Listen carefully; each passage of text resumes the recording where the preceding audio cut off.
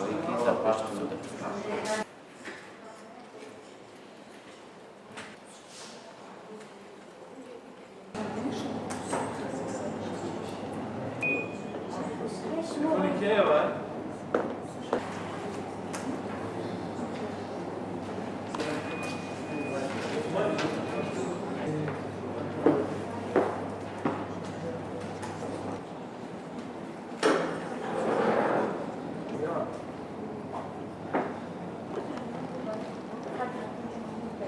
تصمیم گرفتیم که از شروع از 1 اپریل سال روان به دوره تابستانه کار گذاریم. یعنی در 2 بست کتابخانه کار میکند.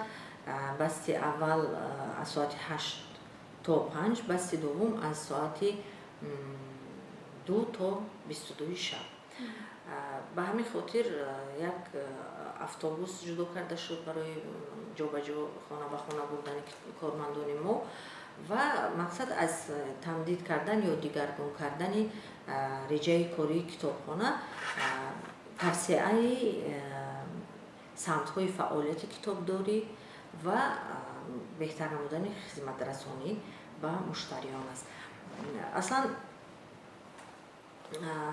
معمولا کتاب‌های ما، خوانندگان ما یا اینکه مشتریان ما نفرانی هستند که یا دانشجو هستند یا خوانندگان مکتب هستند یا پژوهشگران و عالمان و نفرهای دیگری هستند که از کتابخانه، از خدمت رسانی کتابخانه استفاده میکنند.